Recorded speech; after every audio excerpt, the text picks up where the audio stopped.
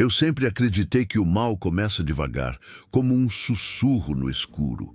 Com a família Lutz, não foi diferente. O primeiro contato não veio com gritos ou explosões, mas com sutilezas, quase imperceptíveis. E foi isso que os deixou ainda mais vulneráveis. George acordava todas as noites no mesmo horário, 3h15 da manhã. Ele dizia ouvir passos, pesados, lentos, arrastando-se pelo corredor. Mas ao abrir a porta do quarto, nada. Apenas silêncio. Um silêncio que doía nos ouvidos. No quarto das crianças, brinquedos se moviam sozinhos. Uma pequena caixa de música guardada em cima da estante começava a tocar de madrugada, sem que ninguém a tivesse tocado.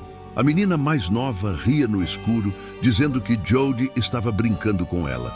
Mas quando Kathy acendia a luz, o quarto estava vazio. Ou quase vazio.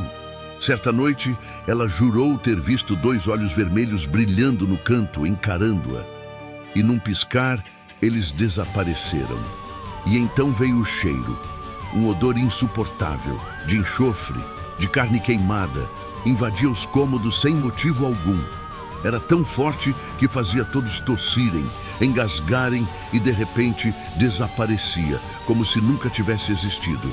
O cachorro da família se tornou um prisioneiro do próprio medo. Ele latia desesperadamente para cantos escuros, como se visse algo que os humanos não podiam. E muitas vezes era encontrado tentando cavar o chão do porão, como se quisesse sair dali ou como se estivesse tentando enterrar algo que só ele sabia que estava vivo. George, pouco a pouco, começou a mudar. Ele ficava frio, distante, agressivo.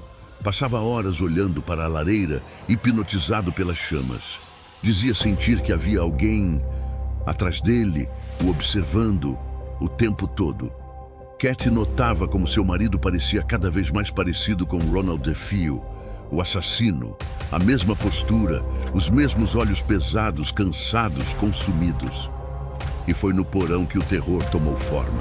George desceu para verificar a caldeira, que inexplicavelmente parava de funcionar. Enquanto caminhava, jurou ouvir respirações profundas, ecoando na escuridão. Ao acender a lanterna, encontrou uma parede falsa, coberta por tijolos pintados de vermelho. Atrás dela havia um pequeno cômodo, um espaço sufocante, quase como uma cela. E as paredes desse lugar exalavam um cheiro pútrido, podre, impossível de suportar. Foi ali que George teve a sensação de que alguém o encarava. Alguém que nunca foi humano. Naquela noite, Kathy acordou gritando. Disse que havia sonhado com o massacre dos DeFeo em detalhes que nunca foram divulgados pela imprensa. Ela viu cada tiro, ouviu cada grito sufocado, sentiu o sangue respingar em seu corpo. E quando olhou para o marido, percebeu que George também estava acordado. E ele tinha sonhado a mesma coisa.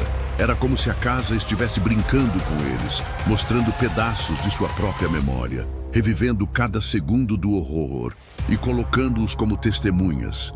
A partir dali, os Lutz entenderam. Eles não estavam apenas morando em uma casa. Eles haviam despertado algo. E esse algo estava começando a se divertir. O primeiro contato havia sido feito e não havia mais como voltar atrás.